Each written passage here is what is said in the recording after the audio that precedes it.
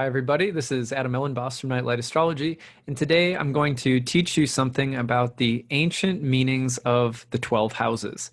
Now, when Nadiya asked me if I wanted to come on her YouTube channel and give a guest lecture, I was like, first of all, yes, because I love Nadiya. I love her work. In fact, I immediately invited Nadiya to come out and do a talk for some of my students this winter. So really thrilled at the opportunity to be here. But then I thought, well, what am I going to talk about? And I was like, I'm really passionate about the 12 houses. Something I've given lectures at in the past couple of years at a few big astrology conferences like NORWAC in Seattle, UAC in Chicago. And so I thought I've had a lot of people ask who couldn't make those talks if I could do something like that again. And so I thought maybe this would be the best opportunity to do that. Here's the basic reason why I'm passionate about the ancient meanings of the houses. I'm passionate about them because, like a lot of things in ancient astrology, I feel that the original topics associated with the 12 houses are somewhat misunderstood. I believe that there are some really deep, mystical, and amazing reasons why the topics of the houses were originally assigned in the way that they were. Sometimes in modern astrology, for example, you'll hear the topics of the eighth house, like fear, anguish, worry, penalties, debt, poverty, really hard stuff, right? You'll hear some of those topics sort of whitewashed with themes like transformation or rebirth or something like that, which isn't altogether inaccurate. But we have to ask ourselves, why are we changing the topics of the houses 2,500 years later? Is it really necessary to change them? Have we properly understood the way that ancient astrologers were really thinking about the houses in the first place? Now, similarly with the sixth house, sometimes people will say, oh, the sixth house, it's a house of service. It's a house of health. Well, traditionally, it was actually a house of servitude or slavery and a house of disease, right? So a little bit different. But why have we changed the meaning today? Should we have changed the meaning? What were ancient astrologers really getting at when they were talking about the sixth house in such difficult language or such difficult terms? So I'm a classical or traditional astrologer, but I like to consider myself a pretty modern astrologer too. I like a wide range of different kinds of astrology. And I teach a course called Ancient Astrology for Modern Times, or sometimes I call it Ancient Astrology for the Modern Mystic. And so I'm really passionate about trying to build bridges between ancient astrological theory and techniques and philosophy and methodology and modern theory and techniques. Because I believe that many people look at different elements of ancient astrology and they just go, oh, that seems really heavy or kind of dark, or there's certain elements that seem really technical and sort of clunky. And a lot of the times I believe that this actually results from just an improper understanding or a sort of uninspired way of learning or teaching about really old astrological material. So the purpose of this talk is to help you understand how the original meanings of the houses were arrived at by ancient astrologers, what some of those meanings are, and some of the brilliant and very esoteric, sort of secretive ways in which ancient seers and mystics were ever arriving at the topics of the houses in the first place. For example, why is the third house associated with siblings? Or why is the ninth house associated with religious life? Why is the fourth house connected to property or home? Things like this. So that's what we're going to take a look at today in this presentation. And hopefully going away from this, you'll have a deeper appreciation for the history of the houses within our tradition. And you'll also have a deeper appreciation for some of the more controversial topics that are sometimes related to the 12 houses. You'll know where they come from. And really, when you know where and how, where you understand the rationale behind why certain kinds of astrological symbols work in the way that they do, whether you're talking about planets or signs or houses or aspects, then you're equipped to be more artful in the way that you apply those symbols. It's kind of like if you understand the reasoning behind the rule, then you understand the application of the rule in a much more intuitive manner than you would if you just knew the rule. So similarly with the house topics, if you just know a bunch of topics associated with the houses and you've memorized them, but you don't understand how or why each section of the sky was originally related to those topics, then in a sense you're playing with, you're missing some cards in the deck. You're not playing with the astrological interpretation game with the same kind of artfulness that you will once you understand a little bit more about the reasoning behind these things. So, okay, that's my little spiel to begin with. Now, what I'm going to do is share a presentation that we're going to be going through together. This presentation is a kind of abbreviated version of a lot of time and depth that is covered in a course that I teach, where we spend a year together studying ancient astrology, but doing it in a way that's kind of conducive to the modern times that we're living in. And so this is sort of an excerpt from a 3-part lecture series that I do in my 1-year class. What to speak of maybe 15 to 18 more hours worth of audio recordings that I've made for students on each of the 12 houses, and trying to understand how and why ancient astrologers were using them in the way that they were. So, all right. Here's what we're going to do. I think it's always important to say what we're going to do and then do it. And I have to tell you, I have a little bit of a cold, so I'm going to be sipping my tea while we go.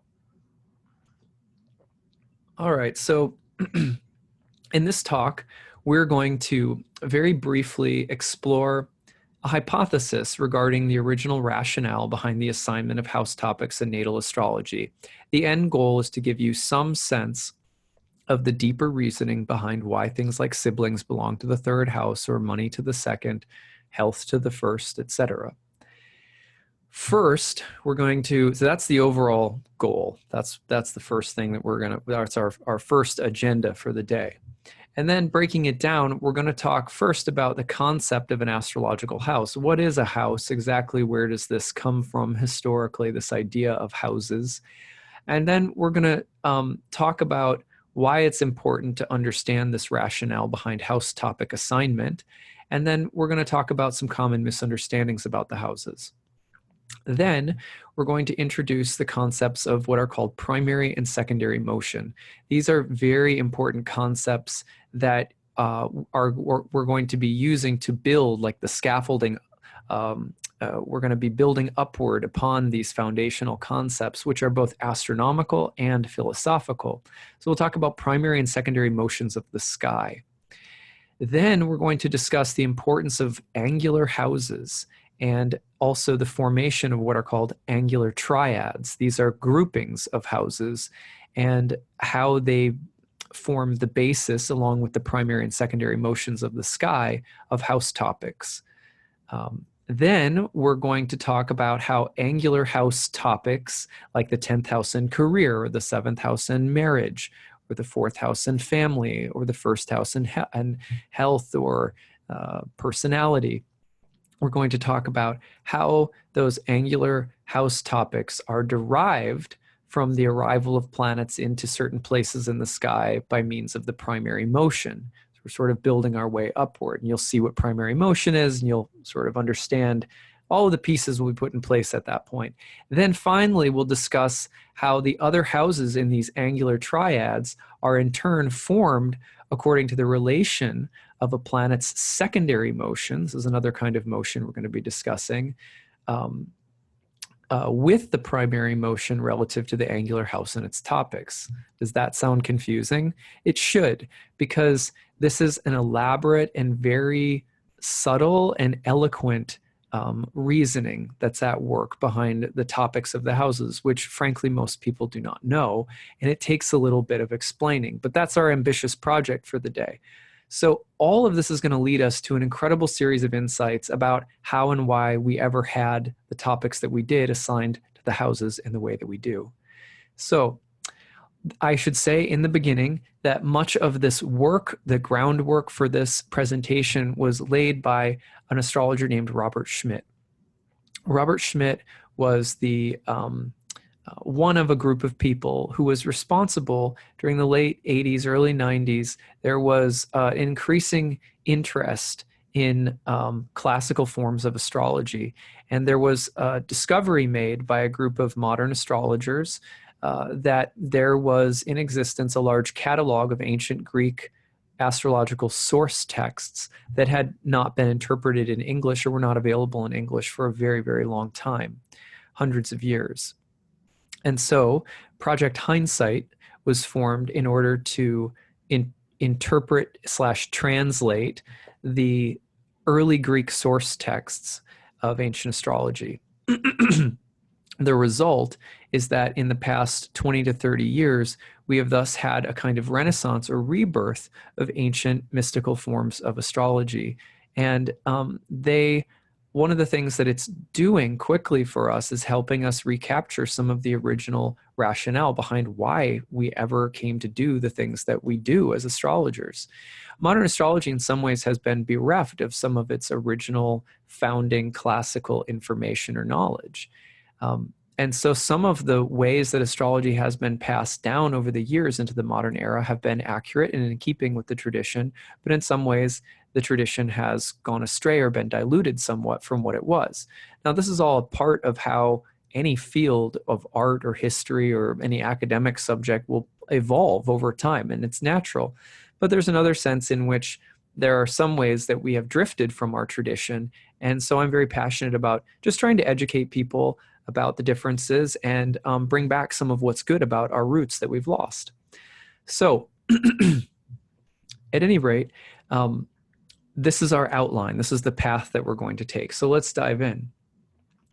So the houses were originally called topoi by the Greek Hellenistic astrologers. Now, this was astrology that existed in the last 500 years BCE, all the way up till the decline of the Roman Empire in roughly the mid-6th century CE, if I remember correctly.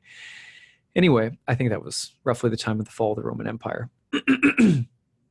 But they were, it was, the Hellenistic world was sort of Greek-speaking world into the Roman Empire. It does not mean it was exclusively Greek people who were doing astrology, not necessarily ethnically Greek as much as sort of regional Greek language and the Hellenistic culture. If you've ever studied history, you may know what sort of Hellenistic culture involves. And of course, the Roman Empire. And this kind of astrology really had its heyday in the Roman Empire period. That's when it was very popular. One of the most integral concepts to early horoscopic astrology is the concept of a house. That's what we call it today. But in fact, long ago it was called a place, or topoi in Greek. A place is something more like a position. The best way of understanding it is like this. Let's say that you were to do a tarot reading. Most people know something about tarot, and so this shouldn't be too hard to understand. Let's say that you were going to do a 12-card spread in a circle, and the 12-card spread was to be for the 12 months ahead. Every card in the spread would be put into a position or a place. You'd have a place for January, you'd have a place for February, a place for March, and so on like that around the wheel.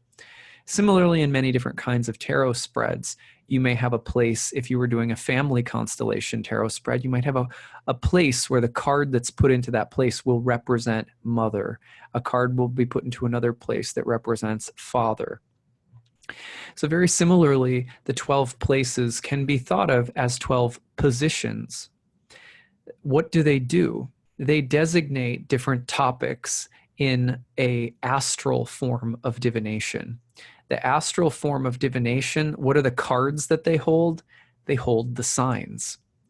So in ancient astrology, the 12 places coincided with, or were sort of tantamount to, the ordering of the 12 zodiac signs around the wheel.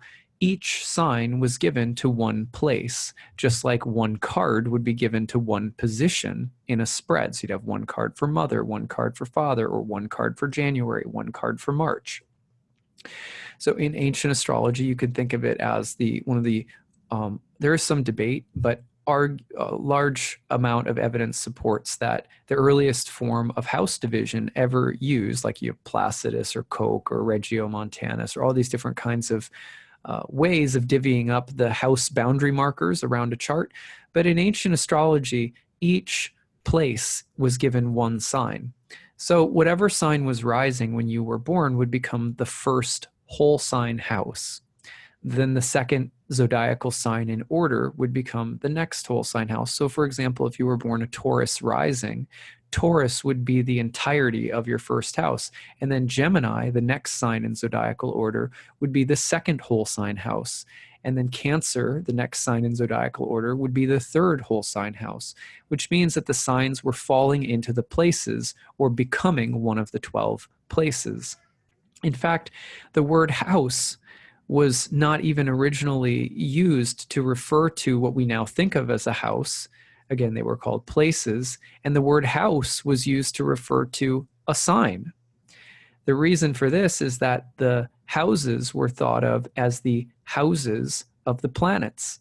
So for example, Leo is the house of the sun. Cancer is the house of the moon. Virgo and Gemini are the houses of Mercury, and so on like this around the wheel. Every sign is thus the house or home of a planet.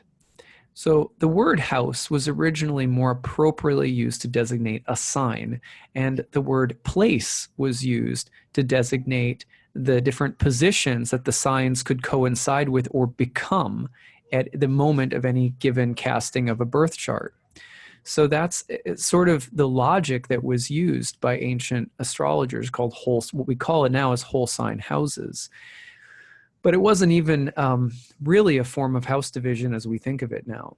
At any rate, so a place was not only a place like you would think of as we use the analogy of a tarot spread that held a sign and that therefore held the planets and so forth, but it also created an elaborate web of topical designations or assignments. For example, if your first house is Taurus and Venus is therefore the ruler of the first place. Well, the topics of the first place includes health. Well, let's say that Venus is in the 12th house. So the ruler of the first house in the 12th will therefore give you information by combining or commenting on the topics of health from within the context of the 12th house. For example, you may have trouble or difficulty with health if the ruler of your health house, the first house ruler, is in the 12th house. That's one of many different possibilities that that's one of many different possible interpretations, I should say, that one could make, but that gives you an idea. So the house topics were also distributed around the wheel through the signs coinciding with the houses. Like Taurus is your first house, Gemini is your second house, Cancer is your third house.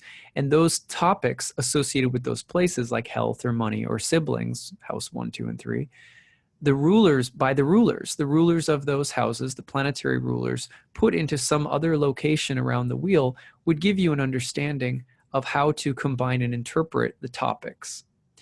So that has been used as one of the primary ways of doing astrological interpretation for a very long time.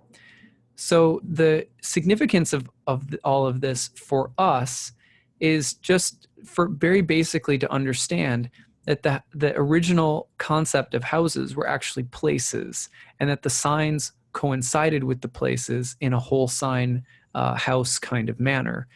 Now, today, there's lots of different kinds of house systems that divvy up the houses in different ways, and that's fine. We're not here to have a debate about it or anything like that. But it's important that you understand that, because the rationale of how the different topics of the houses are arrived at has to do with the changes of one sign and one planet from one position or place to another. So that's going to become an important part of how we end up saying how we end up explaining the topics of the houses and how they came about. Okay. So here are two quotes to give you a little background on the whole sign house issue. In his book, A History of Horoscopic Astrology by James Holden, he writes, "To these elements, the inventors added the fundamental horoscopic concept of the celestial houses, originally conceived as a simple sequence of signs beginning with the rising sign." Excuse me. So the original the original ordering of the 12 signs around the zodiac is tantamount to the first house system. So each sign gets one place, and it's either the first sign that's rising, or the next sign in zodiacal order, the second place, or what we now call house, the third sign that's going to rise, or the third place or house, like that around the wheel 1 through 12. Robert Hand, another historian and scholar of ancient astrology, says, "After several years of research into the oldest texts of our astrological tradition, we now know what the earliest house system was. And in a way, it was not a house system at all as we understand house systems. Rather, it was the signs of the zodiac themselves used as a house system. In this system, the rising degree of the zodiac marks the sign it is located in as the first house. The rising sign itself thus becomes the first house, and we would refer to it from its very beginning to its end, regardless of where in the sign the rising degree may fall. The next sign to rise after the rising sign becomes the second house, the next sign the third house, and so forth. Actually, to understand this properly, one has to know that it is not that the signs were used as houses so much as there were no houses at all, merely the signs of the zodiac used as we would use houses, with no second separate 12-fold division of the chart at all. Whole sign houses describes this oldest way of dealing with houses and shows how effective it can be in modern astrology. So effective, in fact, that the author, as well as many other students of traditional astrology, has completely given up on modern house systems, not just for historical reasons, but even more importantly, because whole sign houses simply work better. Now, that's something to be tested on your own, perhaps, but just so you have some background about how houses were actually conceptualized and how they were used. It was a whole sign house system.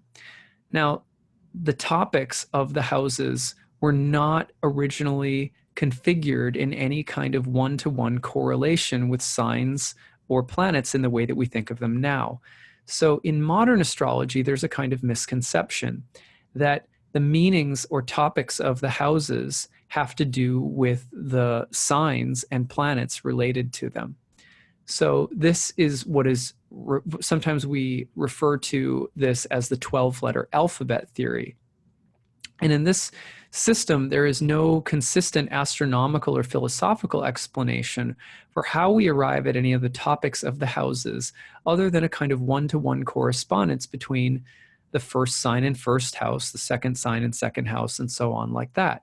For example, we will say that Aries equals Mars equals the first house, Taurus equals Venus equals the second house, and Gemini equals Mercury equals the third house, like this. And in that way, we try to illustrate how the topics of the houses are arrived at. So for example, if you're talking about money in the second house, you say, well, why is money associated with the second house? And they say, well, Taurus or Venus. What I'm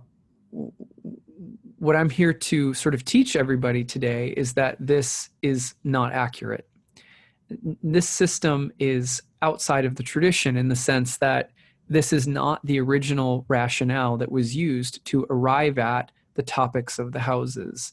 The first house has nothing to do with Aries, in other words, or Mars. The second house has nothing to do with Taurus or Venus. The topics of the houses are built upon an entirely different kind of rationale. The topics of the houses, like the 12 different positions in a tarot spread, are rooted in a very different kind of logic. So that's what we're here to work on today. But in order to appropriately understand the way in which these topics were originally assigned to the 12 houses, we have to understand two very basic astronomical and philosophical components of ancient astrology, which are sometimes referred to as primary and secondary motion. Primary and secondary motions of the sky are just about the most fundamental and basic concepts in ancient astrology that form the bedrock of every other element of astrological theory, from signs to houses to the meanings of planets in their antipathies, sympathies and antipathies with one another, to what is called essential dignity. Why does one planet rule one sign or is exalted in another, in detriment in another, to the concepts of malefic and benefic planets, to the concepts of the planetary joys. There's all different kinds of ancient classical concepts in astrology that all break down to a kind of they reverberate with the idea of primary and secondary motion and the philosophical premises of astrology that are derived from or associated with primary and secondary motion. So what is primary motion and what is secondary motion? And we're going to be building from here very elaborately back to the idea of the houses and their topics. So hang with this. And if you need to along the way, you can always pause, go back, re-listen, because it's a little bit more complicated theory that we're talking about. So what is primary motion? Primary motion is that which carries everything in the sky clockwise, from rising in the sky to culminating overhead to setting in the west to anti-culminating deep below the earth to rising again in our eastern sky. So we perceive the sky from wherever we're located in a fixed manner. There's my eastern horizon, there's my western horizon, there's my high noon, and a planet will rise in the east, culminate at the high point of the sky, set in the west, and then it will appear to go below the earth down into the metaphorical underworld and then eventually rise again. So that journey that all the planets and stars along the zodiac take every single day happens in 24 hours because of the rotation of the earth on its axis. Everything is carried uniformly round and round and round in the same fashion over and over again, day in and day out, and that is called the primary motion. On the other hand, there is something called secondary motion. Secondary motion refers to the individual planets and all of their motions which run against the grain of the primary motion. So the primary motion of the sky from east to overhead to west runs clockwise. Meanwhile, the individual motions of the planets out in space are moving through the chart or through the sky counterclockwise. All the planets have their own individual speeds. For example, the sun is faster than Saturn, but the moon is faster than the sun. Mercury is faster than Jupiter, but Jupiter is slower than Mars. So they all have their different speeds. They also all have different kinds of synodic cycles with the sun, where there'll be an evening star. Venus might be an evening star, or Mercury might be an evening star, or they might be morning stars. They may have greater or lesser latitude relative to the sun, which is the kind of center line that the ecliptic is defined by. And that's the zodiac. So they might be above the sun's line or below it. They have different latitudes and they vary. They go up above, they go down below, like that. But all of them are moving counterclockwise against the grain of the primary motion. So let me show you now a picture of this so you can see what this actually looks like. Here's an astronomy program I like to use called Starry Night, and it illustrates it really well. Here's the primary motion of the sky. You can see it moving along, kind of doing its thing, and it's going this way. Everything rises over here, roughly in the east. Everything culminates roughly at the top of the sky. This line marker is the meridian, which is sometimes called the midheaven. This is roughly where the sun is at high noon when it intersects that mark. And planets go from rising to culminating and then to setting over here in the west. This is the primary motion of the sky. Everything adheres to this motion, round and round and round and round, day in and day out. And that, again, is caused by the rotation of the Earth on its axis. So let's stop this motion now and give you a sense of the secondary motion of the sky. What I want you to notice is that here the sun is but what appears to be basically the beginning of the constellation of Virgo, right? You can kind of see that. Now, the constellations are no longer perfectly sort of aligned with the mathematical portions of the zodiac that they once were, which creates a bit of a problem. You have a tropical zodiac and a sidereal zodiac, and there's some good debates that can be had about that. So when I say that the sun is at the beginning of Virgo here, I don't mean that literally, but just for the sake of, in our tropical system, the sun is actually right now on September 18th closer to the entrance of Libra. And that has to do with the fact that the stars and constellations have drifted over time. And we continue to use a mathematical zodiac that's based on the unmoving points of the equinoxes and solstices, whereas a sidereal zodiac might take into account the drifting of the stars over time relative to the equinoxes. Again, not the point of our talk today. But for the sake of this, what I want you to notice is what happens to the sun when I start moving it day at a time. You're going to see it moving like that. Here, let me actually back this up just a little bit. Okay, this will be easier to see. All right, now, if I go day after day after day, watch the direction that the sun is moving in. See how it's moving through the constellation of Virgo? Right? Now it's moving through the constellation of Libra. Now it's moving through the constellation of Scorpio, right? All of the planets are actually going in the same direction through the zodiac, which is this way. This is their secondary motion. What I want you to notice is, remember when I said that they have differing latitudes? See, this green line is the ecliptic, which is the line defined by the sun. But Venus could be up above northern, like a latitude above the ecliptic, or it could be down below, somewhere down here. So the moon every month will actually snake like this around the ecliptic, and planets could be, relatively above the sun or below it somewhere. So their latitudes change, and their visibility changes. If they're an evening star or a morning star, depending on how close or far away from the sun they are, when they'll be visible. And they're all moving through the zodiac out in space, which is basically means that they're moving around the sun out in space. They are moving counterclockwise against the grain of the primary motion. Okay, so these two motions, the primary and secondary motion, are also related to two philosophical kinds of categories. The primary motion of the sky, that which brings all of the planets through the sky, is the fastest motion. Nothing can overtake it. It's the sort of greatest motion in the sky. And everything participates in that motion along the zodiac. All the constellations, all the stars, as you saw in the demo that I did, they were all just moving uniformly in a circle, a great circle. Well, in a famous treatise called Timaeus by Plato, Plato refers to the primary motion of the sky in relation to the idea of eternity. So the reason for that is that there is this sense of everything moving in the same ideal, circular, repeating motion, unified by the same time factor, all caught up in the same grand circle. And that motion, Plato related to the idea of that which is eternal, unchanging, divine, perfect, ideal, what have you.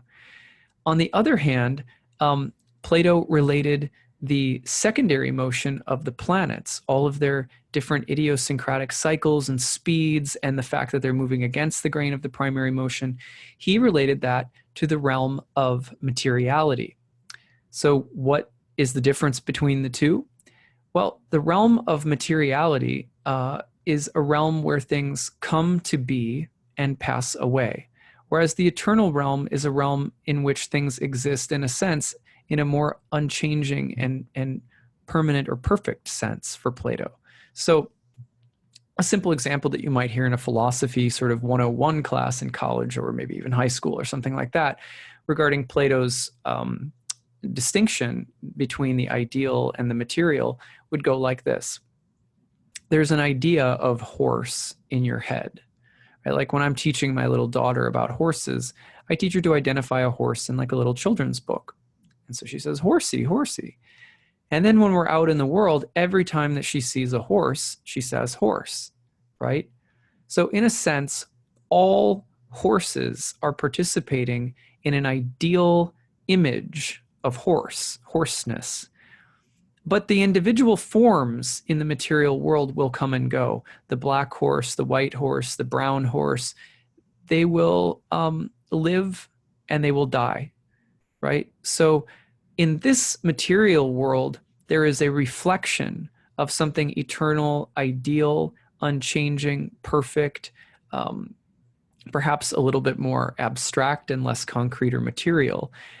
But then there are also forms made of matter, and matter is always changing. It's always in flux. It's always impermanent, and it's always coming and going. So the secondary motion of the planets represents this material world and all of the changes and fluctuation and impermanence that exists here. So the two motions of the sky, the primary motion carrying everything round and round, and the secondary motion going against the grain of that, form the philosophical backdrop of astrology. You might be saying, wait, I don't get it. How does all of that come together? Okay, well, let's just give an example. Many different ancient mystical traditions believed in reincarnation of the soul. Essentially, they believed that the soul had come into the material realm due to a mistaken application of its free will, or due to some, for example, in Christianity, you have some original sin that was committed, or you have a kind of forgetting or a sleepness that is taking place in God. But there's different explanations. But the idea is that in this material world, we tend to get caught up in looking for happiness, for truth, for beauty, for love, for anything that is lasting and gives us a sense of peace, and that gives us a sense of happiness or knowledge. And we look for that among things that are changing. So for example, I think to myself, gosh, eating an entire pizza to myself right now sounds really great. I bet you that's going to make me really happy. And it tastes good very temporarily, but then the pleasure goes away very quickly and we're left with stomachache, right? Or similarly, we fall in love instantly and we think it's going to last forever, and then we get used to the person and then we want someone different. Or I won't go on. You get the point.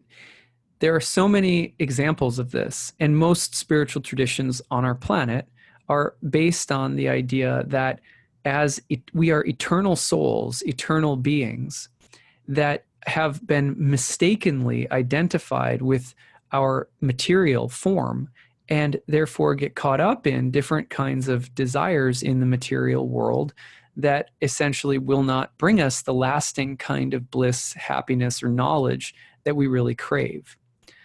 Now, this is exactly what the sky is presenting us with an image of by means of the primary and secondary motion. So the primary motion is giving us that picture of eternity, that this realm is a kind of reflection of eternity, that eternity is here in its midst, but is also separate, as though this realm is a kind of mirror image of a higher realm. And yet, because we get lost in the illusion of thinking that this is all that there is, we suffer. We suffer in endless cycles of longing and getting and losing and fearing and, like this, all round and round and round. And that is what is reflected by the secondary motion of the planets in contrast to the primary motion. So when we look at a birth chart, what are we looking at? Well, the planets were referred to as wanderers, but some of the Greek etymological associations with the word for planet also implied things like straying from a set course, or deviation from the path, or even false prophets or false teachers taking advantage of or exploiting aimless people. Similarly, in Indian astrology, the planets were called grahas. The word graha means grabber, and it has the connotation of being about the forces of karma or fortune, what was called fortune in the West in some ways.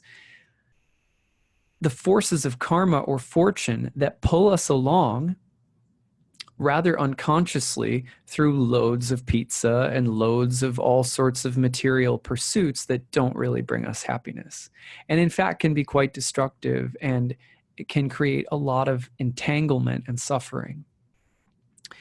So the planets in a birth chart basically represent the material karma or circumstances of change and of coming to be and passing away, the different kinds of forms in the different areas of life that one is going to experience as a soul who has come into the material plane.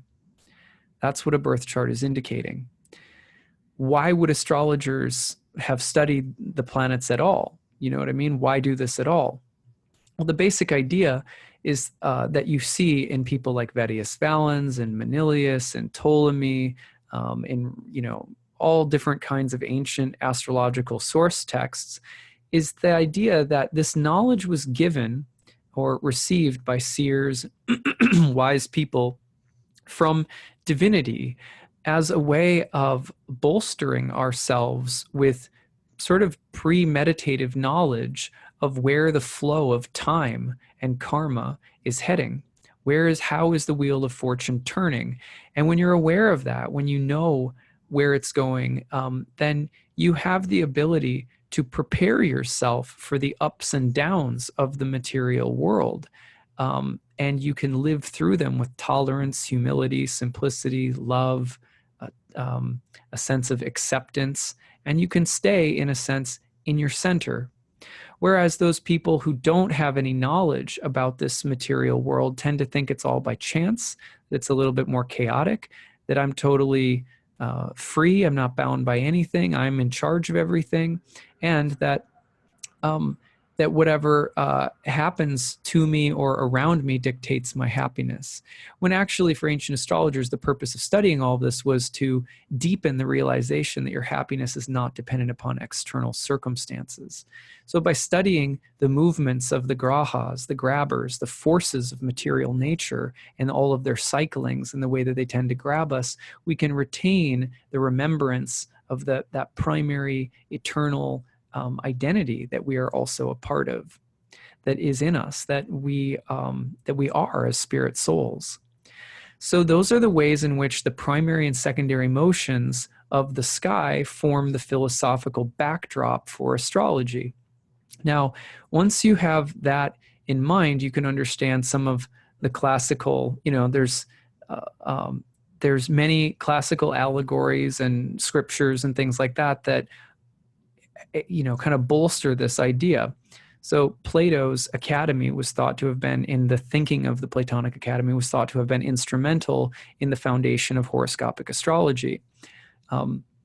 Similarly, you have Plato writing an allegory of the cave, which you may have read about before. In the allegory of the cave, there's basically a prisoner who's sitting there and he's looking at shadows dancing across a wall in a cave. And eventually he realizes, he's in chains, and he gets out, and then he makes his way back and finds that there's a fire that's illuminating and creating the shadows on the wall. So he realizes the shadows aren't real. They're just projections, in a sense, coming from something else. So that gives him knowledge. And then eventually he makes his way out of the cave altogether into the light of the real world and the real sun, and sees things as they really are. Well, this is an analogy, or a kind of an allegory, that's pointing us toward what it means to be a mystic or a philosopher, or to be on a spiritual path. The stuff of this world is a kind of shadowy reflection of something spiritual. And as long as we're thinking that this is all that there is, we're in chains. We're prisoners of this place. But as soon as we start inquiring, what's really real? Is this really real? Do all of these external circumstances of my body, of my mind, of the world around me determine or define who I am or my happiness? No, they don't. So when we discover that, we have also metaphorically gotten out of our chains and we've discovered the source of the fire. But then eventually we keep going and we get out of the cave. Plato kind of jokingly says that it's really hard to convince other people to get out of the cave with you because they don't want to come, they don't want to be bothered, and they'll even might try to attack you or harm you if you try to disrupt their illusion. This is, again, a classic kind of spiritual allegory. You find then the idea that astrology is not so much to be studied in terms of, oh my gosh, what's going to happen to me? What's going to happen to me? What's going to happen to me? But instead to see that insofar as you're in the material world, you're caught up in a cycling, a predictable cycling of time. And it's based on laws and the unfolding of cause and effect. Karma is referring to action and consequence. The Greek word for this was praxis. But it means that the material world is basically operating according to predictable rules and a kind of algebra. And in that sense, everything is always fluctuating, Plato also said, between the opposites. So the realm of secondary motion, the realm of coming to be and passing away, the planets representing the material world, it's also connected to this idea that planets are always going from one form of extreme to another. So, this is why we have a whole language of what are called essential dignities to help us understand what it means when Venus is in Mars's sign or Mars is in Venus's sign, or when Mercury is in Jupiter's sign or Jupiter is in Mercury's sign, or what it means that a planet is exalted at this sign in this time of year and this other sign it's depressed or fallen. There's a whole intricate language related to trying to understand the fluctuating, cycling, predictable dualities of this world. Whereas in the spiritual world, it's basically thought that all of these dualities are reconciled. They're not tearing us apart endlessly like they are here. And one of the reasons they tear us apart endlessly here is because we take them literally and we tend to pick extremes. We polarize ourselves between the opposites, and so they tear us apart and we suffer them. Whereas when you study astrology and you learn this language and it teaches you about your karma, about your material, the place in the river that you've entered, and the way in which the different kinds of, the way that the karmic clock is ticking in your life and the different kinds of things that are going to come up at different times within this realm of duality. When you study that, you have the potential to be liberated from it in consciousness. Meaning you can rise above getting torn apart by all of these warring opposites and predictable cycles of the planets. They go from being grahas, grabbers, things that grab you and pull you along like a puppet on puppet strings. They become less about taking you off from a set course, and they become more of your instructors in life. You know where this is coming, you know where that is coming, you know where the river is heading. You can stay centered in yourself a little bit more.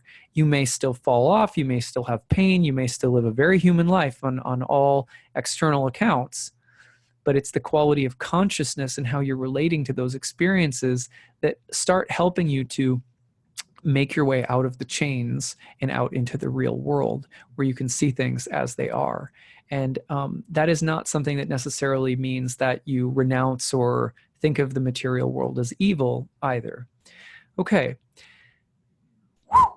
Right? That was a lot. The Yoga Sutras, similarly, remember Indian astrology is also the other major form of horoscopic astrology on our planet. And the Yoga Sutras, second shloka of the Yoga Sutras similarly says, the second sutra says, Yoga Chitta Vritti Nirodha, which means yoga is the cessation of the revolutions of the mind. This word vritti, which is translated here as revolutions, is actually related to, has similar etymological connections to the Greek language and its use of the word that vritti has is related to the word for the revolutions of the sky in Greek. That's what I'm trying to say. And so the very, in a sense, very literally, the goal of yoga, like the goal of Buddhism and so many other mystical practices, is to learn how to still the mind, to learn how to control the mind and the senses, so that despite the raging turnings and fluctuations of the material world, that you're not perturbed by them. In a sense, that is the practice of all different kinds of contemplative, prayerful, meditative traditions on our planet, is to gain more of that sense of centeredness or peace, which slowly grants us the ability to see something transcendental in the midst of all the warring opposites. Okay, so now you have an understanding of the basic astronomical motions and their philosophical counterparts that provide us with kind of the bedrock of our ancient astrological theory. Now we're going to return to houses. We had to do all of that to get to houses, I know. So now we're going to kind of switch topics, but trust me, this idea of primary and secondary motion will come back. The houses are arranged in what are called angular triads. Before I can explain an angular triad, I have to explain an angle. All of ancient astrology is like this, where there's like concepts that are like nesting dolls inside of one another, and it's all very holographic. The houses, the ancient houses, are organized in what are called angular triads, which means that they are organized in bunches of 3 around one of 4 angular houses. What is an angle? Why is it important? Well, angular houses, the 1st house, the 10th house, the 7th house, and the 4th house. Let me just illustrate this with you so you can see. So the 1st house, angular. The 10th house, angular. The 7th house, angular. The 4th house, angular.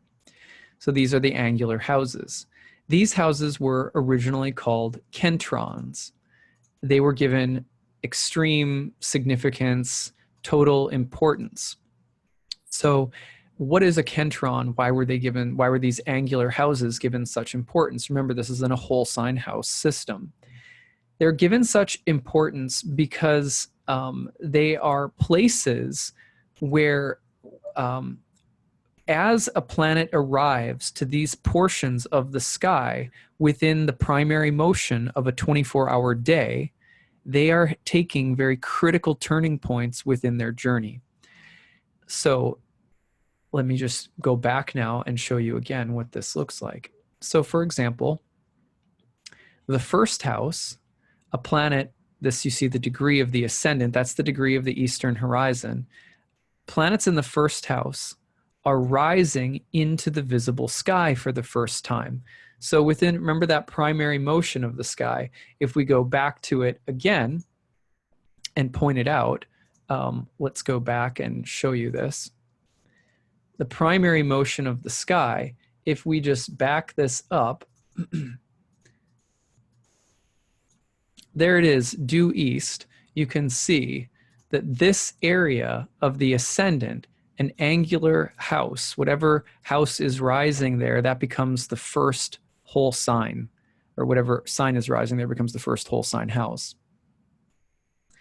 What's happening in that area of the sky? Planets are first appearing from below the horizon for the first time. So this marks a critical turning point with regard to the primary motion of the sky. And day by day, hour by hour, new things are always rising in this portion of the sky. And it'll either be more, it might be more easterly, like up here. It can go down to sort of more like the southeast down here, but they appear roughly in this area of the sky for the first time. Okay. So going back to the chart, the 10th house, and that's why it's so pivotal, because it represents this unique moment in the day, right? Things are first appearing there. How about the 10th house? 10th house is called angular or pivotal, and it's very important because in this place, planets are reaching the high point of the sky. So let's go back to our astronomical diagram and see what that looks like. So basically, if you back this up by an hour, you'll notice now that the sun is basically at high noon. So this is sort of roughly the area of the 10th whole sign house, so the top of the sky. So when a planet reaches the high point, what happens next? Well, this is the high point, which represents culmination, which means it will then start to set next. When you get to the 7th house over here, the planet will set in the west. So that reaches another pivotal point. And then when the planet goes all the way under the Earth and reaches the sort of, when it's the sun, it would be the darkest point of night, it will reach the bottom of the chart, whoops. And then from that point on, it's anti-culmination. It's reached the low point below the Earth, and it'll start to rise again. So the ending and the beginning point is house 4. The setting point is house 7. The high point is house 10, and the rising point is house 1. Well, let's go back and look at our chart and just make sure that that's extra clear. So the high point, house 10, the setting point, house 7, the anti-culminating point where a planet reaches the low point but then will start to rise again, see, beginning and end, and then the rising place where it will appear again. Now these places were called kentrons, and for the entire history of astrology, as long as astrologers have been doing astrology, angular houses are given primary importance. If you have planets in an angular house, they are incredibly strong, incredibly pronounced, and very important in your chart. Why? Well, again, as you can see, critical turning points within the 24-hour day, or the 24-hour motion of the primary motion that happens within 24 hours, are taking place. They were called kentrons, which means that they were, the word has a connotation of being like a goad. If you don't know what a goad is, it's like a spike, or like a spur that you would use to kick a horse to get it to go. Right, not a nice thing to do, but if you were to goad something into action, you're like prodding it into action. When a planet reaches this critical turning point, it's as if it becomes energized. Just think about it kind of psychologically. When you see the moon rising in the east, right? It's like, oh, right? It has that feeling of like, well, ancient astrologers said that it had oracular significance. It speaks. But then as it rises into the sky, like it's beautiful, but then, you know, oh, think about when it reaches the very top of the sky. It's like at the pinnacle of the sky. Again, oh, right? It has that powerful feeling to it, like it's been sort of punched into action. It's been energized. They were also, these angular places were also thought of as pivots or hinging places, where there was a kind of hinging or revolving or swiveling or turning, and therefore it was a critical turning point. Similarly, if you see a planet setting, like the sun setting, you're like, oh, like it has that significance to it. Now, we can't see planets below the Earth, but the sense of a planet being, you know, deep, deep below in the lowest place possible and then starting to rise or emerge again has very deep esoteric connotations when you think about it.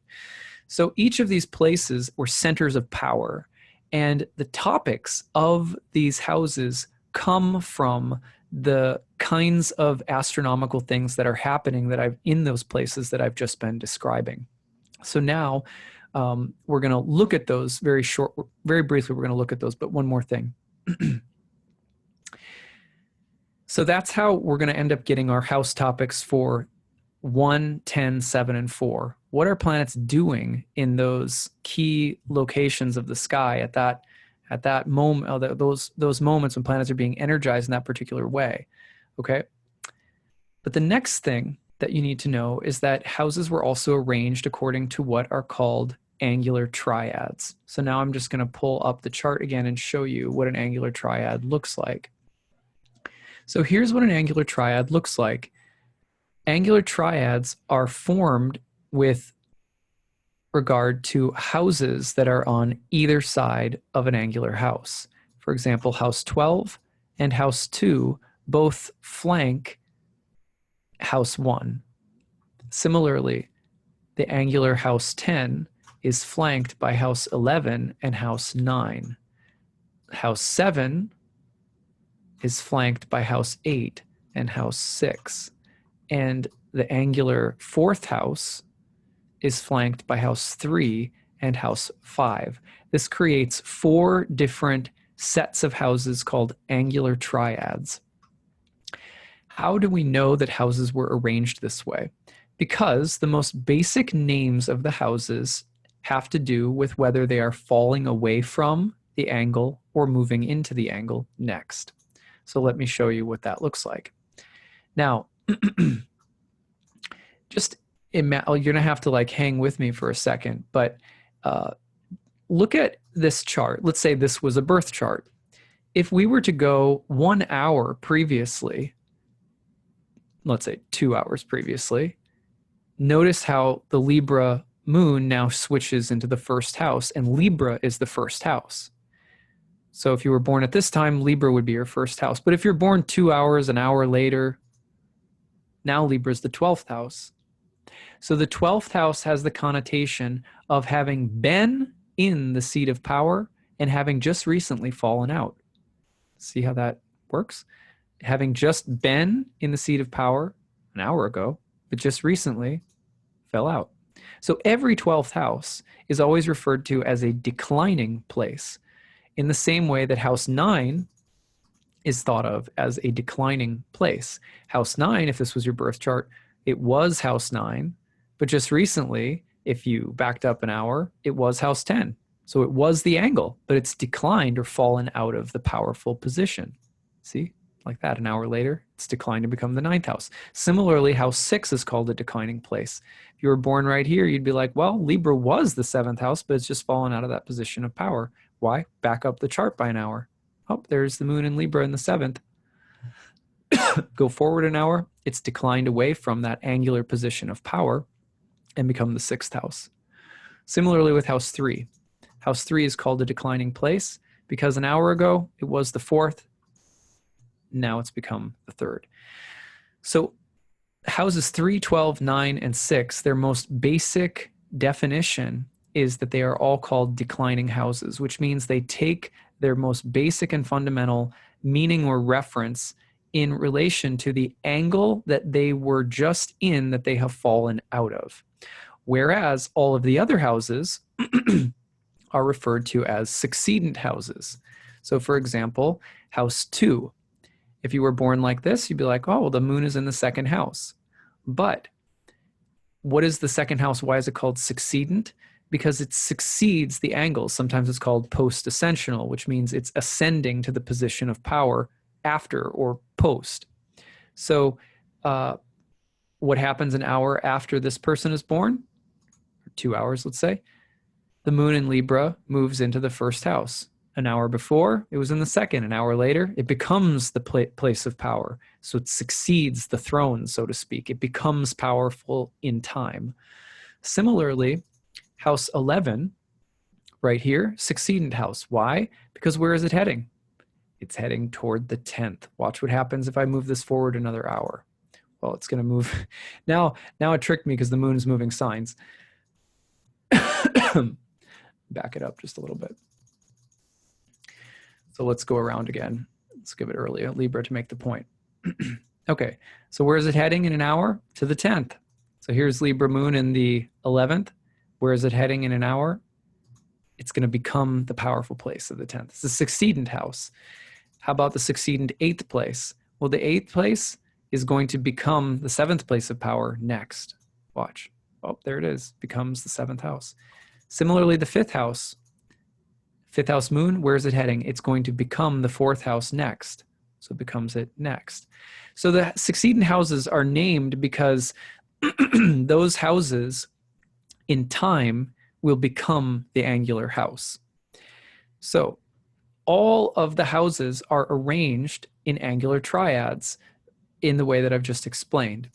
You have your angular house here, and then you have two houses on either side flanking it. Either one is going to become the position of power, or one is looking longingly at the place having just fallen out of the position of power. Succeeding the throne, having just fallen out of the throne. That's the basic idea behind how the houses are organized into 4 groups of what are called angular triads. Okay, you've got this. You see how important primary and secondary motion is already? You're getting a feel for it because primary motion is what's determining the ordering of the houses and eventually their topics. All right, so let's go back to our presentation. Okay, so now we're going to talk about, first of all, how do we get to the meanings of the angular houses? Well, listen to what Manilius says, first of all, about how important the angular houses are. He says, "Come now, prepare an attentive mind for learning the cardinal points." Those are the angular houses. "For in all, they have positions in the firmament permanently fixed and receive in succession the speeding signs. One looks out from the rising of the heavens as they are born into the world and has the first view of earth from the level horizon." That's the ascending place of the first house. "The second faces it from the opposite edge of the sky, the point from which the starry sphere retires and hurtles headlong into Tartarus." That's the underworld. That's the 7th house. "A third marks the zenith of high heaven, where wearied Phoebus," that's the sun, "halts with panting steeds and rests the day and determines the midpoint of shadows." That's the 10th house. "The fourth occupies the nadir and has the glory of forming the foundation of the sphere." That's the 4th house. "In it, the stars complete their descent and commence their return." They start rising again. "And at equal distance, it beholds their risings and settings. These points are charged with exceptional powers, and the influence they exert on fate is the greatest known to our science, because the celestial circle is totally held in position by them as by eternal supports." "Did they not receive the circle sign after sign in succession, flying in its perpetual revolution, and clamp it with fetters at the 2 sides and highest and lowest extremities of its compass, heaven would fly apart and its fabric disintegrate and perish." So he's suggesting that the way in which heaven and earth are connected, the sky, the starry sky, and the earthly sphere, the terrestrial and celestial, are connected at these 4 clamping points as well. This is really esoteric, deep stuff, but it gives you a sense of just how important those cardinal places were, and the fact that it's the primary motion of the sky that's determining the associations of the topics, not the signs, not some association with Capricorn or Aries or Libra or Cancer or something like that. So let's look at the rationale and meanings of the 4 angular places very briefly. The ascendant is where planets first appear or rise. And it's conceptualized as the helm or steering wheel of the ship of life. It's the house that most personally refers to the life, health, vitality, soul, spirit, psychology, and body of the native. Every other house in the chart refers to something other than you: your money, your siblings, your spouse, da-da-da. The first house is you. Ancient astrology, it's much more personal than we think of it today. It's thought of as the foundation of the chart, and all other places derive their meaning in part from their relationship to this place. That's a separate topic we can't go into. The first place was associated with Mercury. It was the first house was called the joy of Mercury. That's also because Mercury is sitting on the horizon between the upper world and the lower world, and Mercury had the role of being the one who could navigate between the two. And there's more about that another time. Here's a quote from Manilius. It's on the screen. If I put some of these quotes up, not that I'm going to read through them, but so that you could go back and pause the recording and read through what Manilius says about them, which might be really interesting to you. But the first house is basically associated with the life of the native because this is the place where stars and planets first appear. And so we anchor the entire birth chart at the moment that you first appear in the world. And so there's a correlation between you and your first appearance at birth, out from the womb in darkness of the womb from your mother, into the world, into the visible light of the world, just as planets are appearing from below the horizon in the womb of the earth, appearing into the visible world for the first time. So the correspondence between the birth or first appearance of you and the first appearance of stars is why we have such personal associations with the first house. Health, vitality, spirit, intelligence, personality, psychology. It's your spirit and soul. Your first house is you. Now, you also have to remember that ancient astrologers come from a divinatory tradition, which pays attention to signs, symbols, and omens in nature. And the appearance of a bird or the appearance of an image in a dream. The time that something appears is thought of as the moment of divination. So when something appears, that's the time at which you want to try and, jot down the time, look at the sky, and get some reflection of the meaning or significance of the appearance of the omen or sign. But all divination has to do with the importance of something interrupting the normal ebb and flow and appearing. You're walking in the woods and suddenly a snowy owl comes, lands on a branch in front of you. It's like, whoa, this just interrupted my life. But the appearance of that thing for the first time is the moment of oracular significance. It is interrupted and has a message. Similarly, in the ancient world, the appearance or arrival of a child was itself an omen. So in a sense, the first house as the appearance of the baby is symbolically suggesting that your physical form is a kind of omen to be read. The appearance of your physical form in this world is a kind of omen to be read. It is its own dream image to be interpreted. And that's why the first house is also correlated with you. So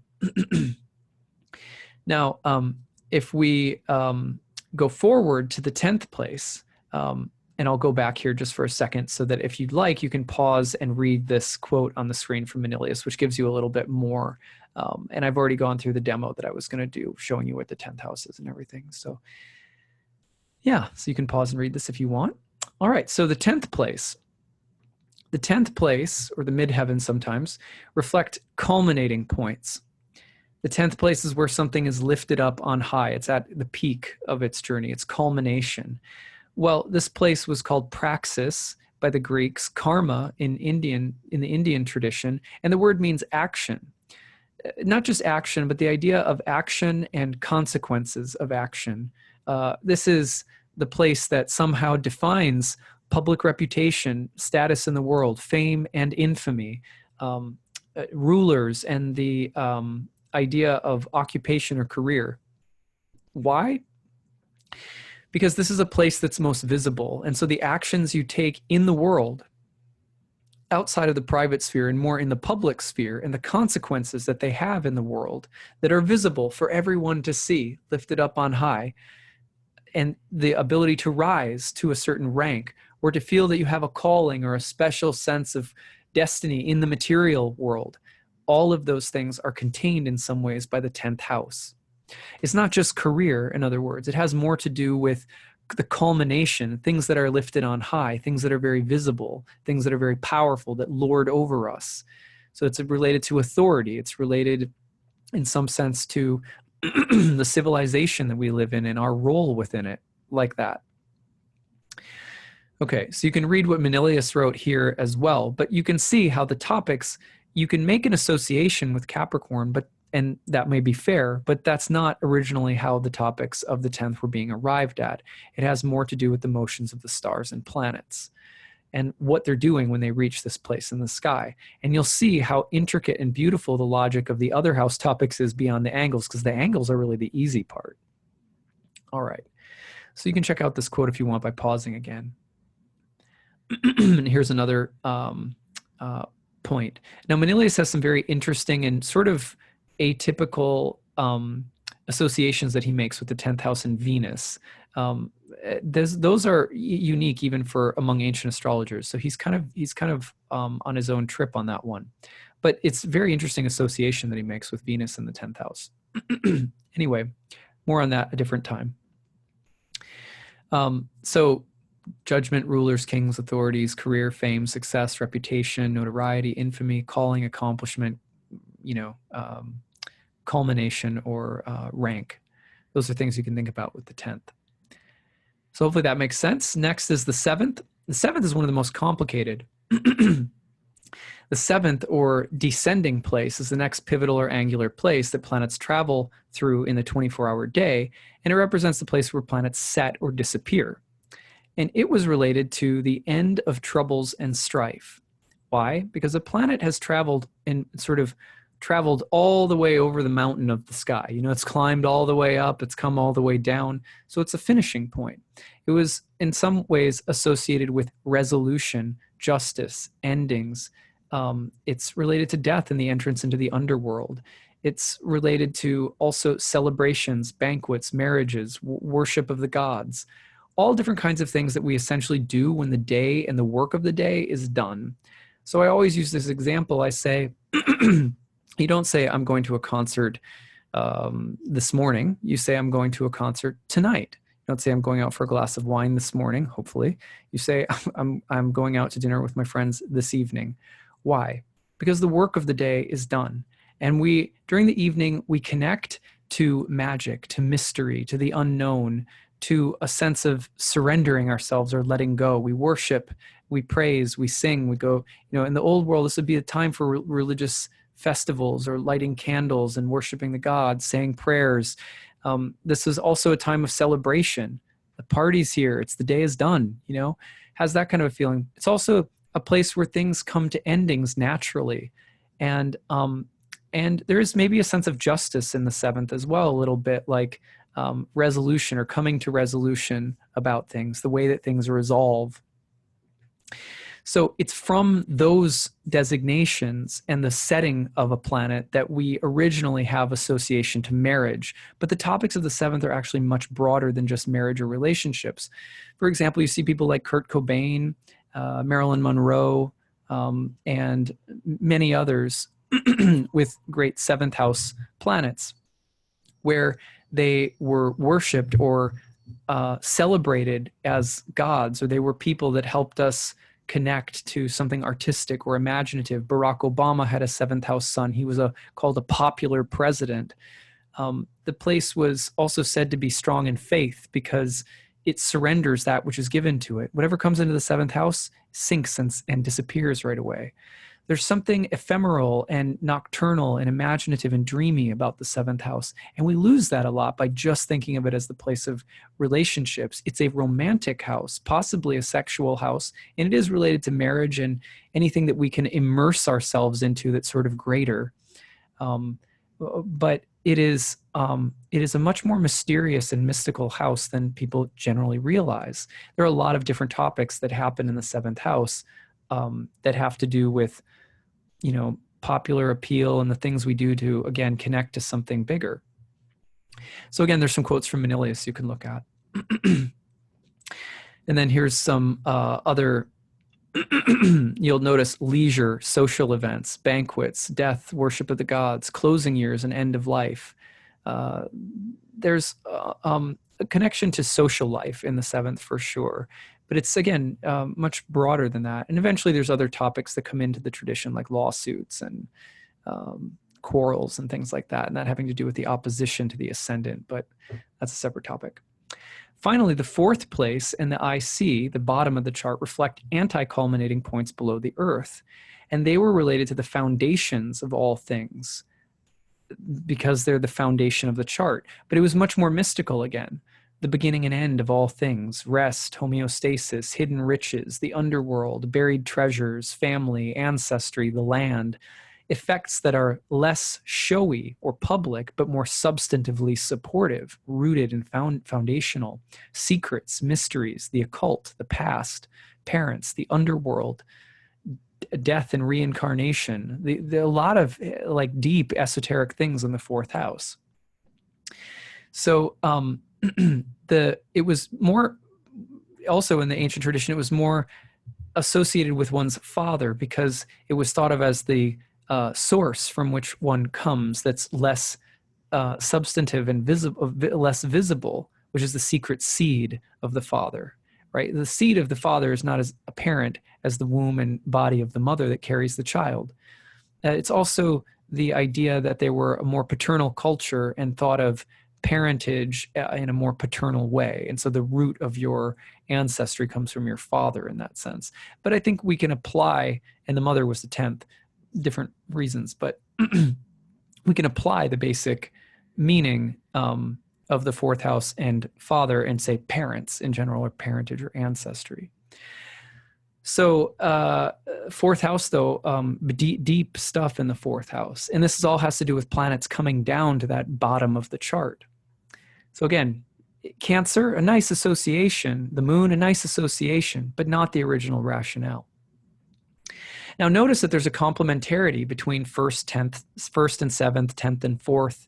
The 1st and 7th, for example, the place where something's rising and appearing for the first time, the place where something's setting and disappearing, and they have totally different vibes. Sometimes in modern astrology, we say self and other, but other in the 7th is much broader in ancient astrology than just marriage or partnership, you could say.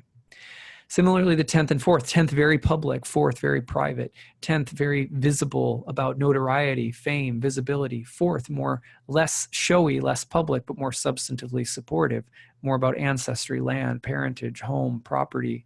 There's a complementarity between the two, most visible, least visible for planets, rising, setting for planets.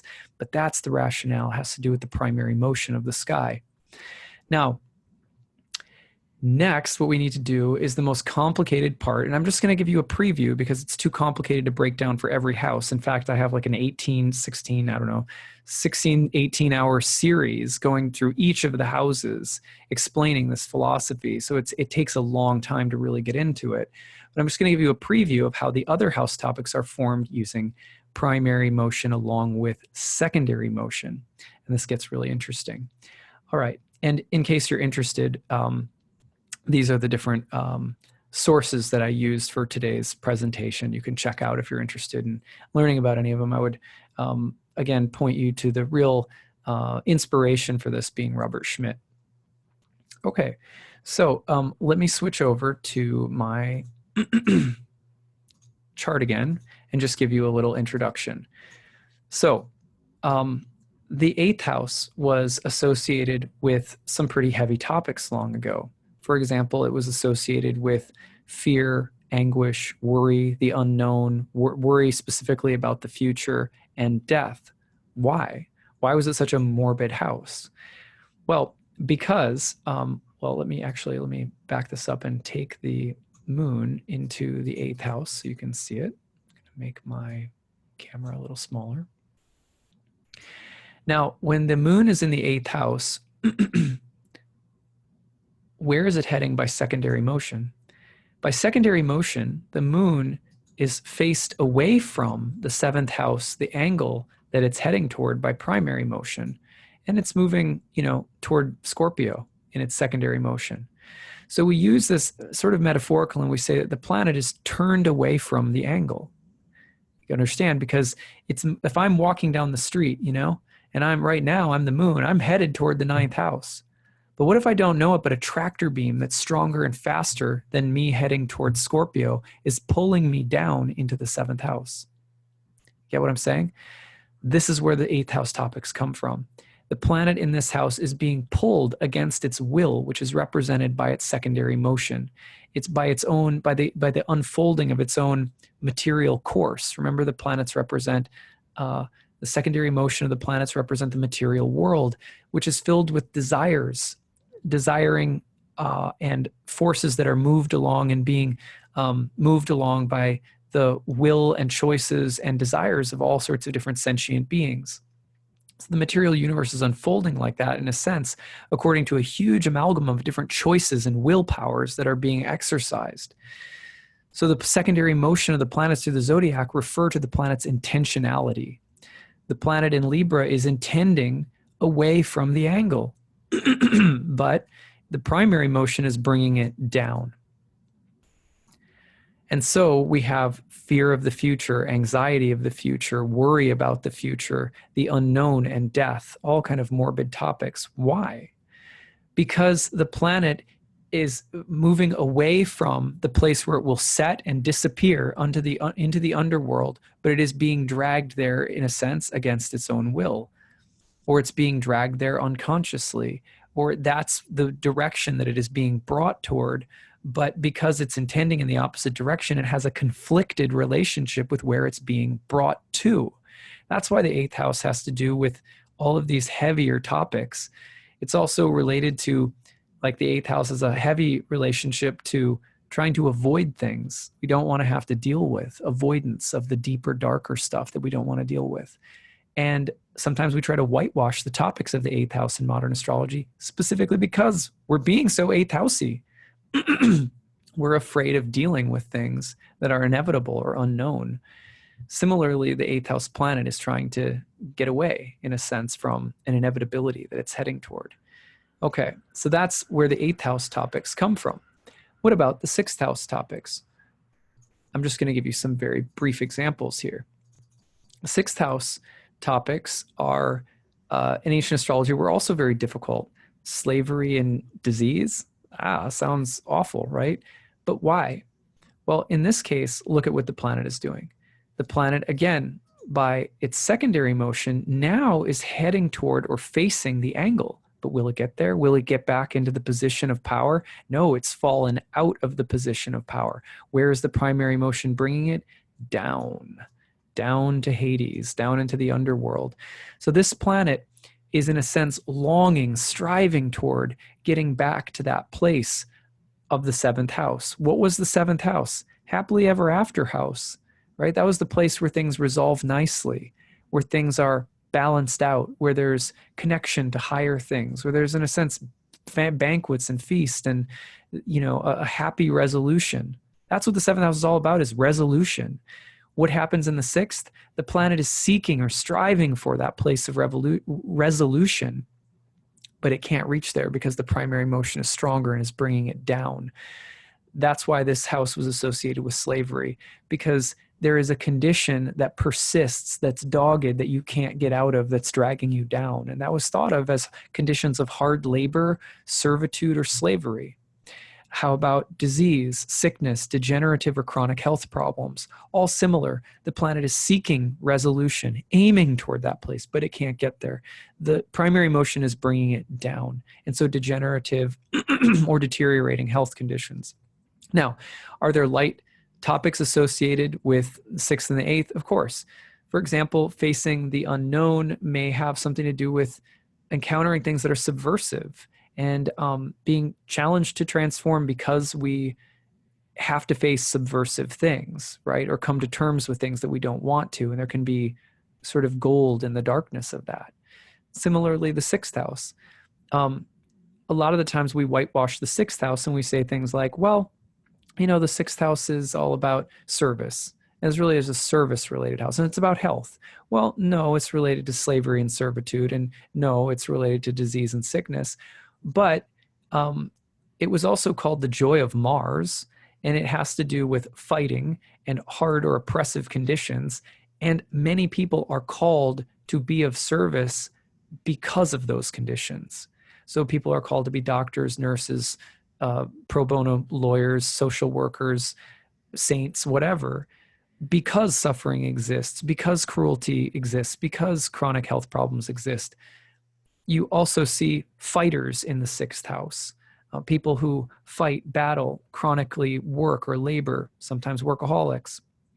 For example, Muhammad Ali, sixth house sun. He was a literal fighter, a boxer. Sixth house joy of Mars was also the traditional place of military training. He was, however, an anti-war activist and a civil rights icon, and throughout his life fought both literally and sort of politically. And yet he also died of a degenerative disease and Parkinson's, right? So similarly, Bernie Sanders, moon, if we have his rectified chart right, moon Mars in Aries in the sixth house. He's a champion of the underdog. He's a fighter for the people and for civil liberties. This is moon Mars kind of sixth house, right? It's like that. But you also have people like Judy Garland or Whitney Houston, really complicated sixth houses where they were workaholics, addicts, etc. Prince's health house ruler was in the sixth house. He was a workaholic, died of drug, related overworking and drug related complications. You will see that the both the sixth and the eighth have some redeeming qualities, but it's once you understand the substantive reasons why the astronomy of the sky generates the topics, you have a much broader way of working with the house topics. And I'm just scratching the surface here, so I'm just trying to give you a preview. I'll do a few more just to give you a hint of how this works. Let's say the third, a little bit more positive. The third house, the planet in the third, again, the moon, any planet in the third will be intending toward the fourth. It's looking at that angular fourth place, moving toward it. But the primary motion faster has brought it away from or out of the angle and is bringing it to rise. So what is the fourth house? Well, we said home, land, family, ancestry. Why is the third house the house of siblings? Because a planet in this house has been brought away from the home, the roots, or the family, and yet gazes back upon it. And so what are siblings? Siblings are people who all share a common root, who all look toward the same common root, but who have all come away from or apart from that common root. That's why the third house is also associated with neighbors. You share a similar home base or root, like the land or area that you live in, but you're all spread out differently within that land. So similarly, the archetype of messengers and writers and communicators and things like that, the fourth house has the connotation of being the original, the origin point. And so what is a messenger? The carrier of an original out into the world. You're keeping your sight on the original, but you're being carried outward from that place of origin. And that's the archetype of a messenger. There's so many more, but the simple point is that, again, it's by the combination of the planet's secondary motion. I'm looking in toward the roots there, but I'm being brought away from and sort of disseminating outward from those roots. This was considered a more positive or constructive house. 6 and 8 are a bit more difficult. So the astronomy here ends up in topics that are a little bit more sort of likable. Similarly, if you go to, I'll just do one more. If you go to the second house, in the second house, the planet is turned away from the first, heading toward Scorpio here, but it's being brought into the first house. So this has to do with things that in time will grow and move into the first house to benefit the native. So for example, why is money associated with the second house? Because it has to do with what you can earn. In time, what will grow and produce results for you. Why is it results for you? Because the planet in this house, in time, will come to your house. It'll be in your possession. So anything in this house means in time, it will come to you. So it was traditionally, therefore, related to, the process of things that grew. The second house was related to agriculture and fields and crops and gardens, things that grew in them, and things that could therefore supplement or support you, literally by eating food or things that you could sell or things that you could grow and sell or whatever. It was also called bios, which means substance. Anyway, there's a lot more to the second house, but that's a quick example. And the planet being turned away in this case is, in a sense, about things that are a little bit more unconscious in this sense. You're not as aware of where they're heading. And there was a connotation here in the second house of great materialism. So something that you are unconscious of that's sort of growing beneath the surface that in time will come to you for better or worse. So for example, if you have rampant material desires and you have like Mars in the second house, in time, money crisis could come to you because of overspending, because of too many desires. Similarly, if you have Venus in the second house, you could really like expensive things, and in time that could become a problem. So there's a sense of the planet being turned away from, but being brought toward the first house. That means we're not always exactly aware of what's growing there and of what will come of it to us in time. So you have to be very careful about all of the succedent houses, because in time they come to us and we have to deal with them in a much more intense way. But also you can think of the second house planets as representing things that we are intending or hoping for in the future, but we don't have a clear idea exactly of what will come. Again, the planet being turned away from the place that it's being brought to represents a kind of longing or hoping for something, but we don't know exactly how it will turn out. And that's common for house 2, 11, 8, and 5. They all have something like that in common. Whereas the 8th house, rather than hoping or longing for something, not sure what's coming, tends to be more about fearing or being anxious of what's coming. So there's complementarity between the two. At any rate, this gives you a preview of how this works. And what I hope you've learned from this, first of all, the simple misconception that I'm hoping to sort of correct. I don't want to be on a high horse here, but I do think it's a misconception that the house topics have anything to do with the signs. The house topics of the first house don't have to do with Aries. They have to do with primary motion. The house topics of, the 6th or the 8th house, like we just explored, they don't have to do with Virgo or Scorpio.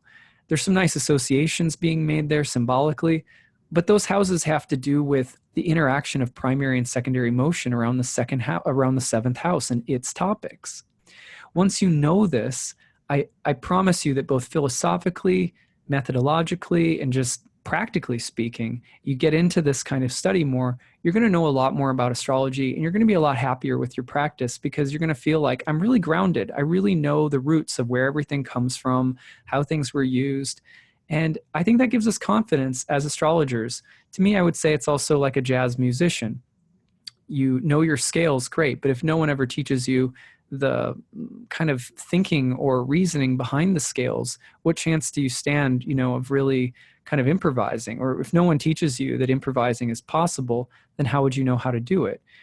This kind of esoteric, secretive, hidden wisdom is the kind that once you spend the time getting to know it, you will have a key to using the houses in a much more diverse and intuitive manner than people who have just memorized lists of topics. So I hope that this was really interesting for everybody. I'd like to direct everybody to close here to just a few things online. First of all, if you want to follow me, I write daily horoscopes and pretty regular updates on my video blog as well on YouTube. You can find me at Facebook, so I'll show you that really quick. So there's the Facebook page. You can also find me on YouTube. Here's my YouTube channel. And you can also, I have regular horoscopes that are written and video blogs you can check out. And I try to educate people about all sorts of interesting stuff as I'm doing that. And then you can check out my website, which is nightlightastrology.com. And on nightlightastrology.com, if you want to get a reading, maybe check out what your birth chart looks like in whole sign houses. If you've never seen it before, or just get to know your chart together. That would be really fun. You can check out the readings tab. You can also check out my certification courses or private apprenticeship if you're interested in studying with me. I have an upcoming course that's taking place starting in December. It's on Saturdays from 12:30 to 2:30 p.m. Eastern. It's a year-long program. It's all online. You can participate live in person or remotely by accessing the recordings in the group folder. There's optional guided structured homework quizzes, additional bonus material for every lesson of the 30 lessons in the course. There's also an additional 12 bonus guest lecturers that come in and speak in the program. Great people like Demetra George. I've had Stephen Forrest, Chris Brennan. Nadiya is coming in the winter. So there's a great group of people that come and teach as guest teachers throughout the year. Those are part of your program.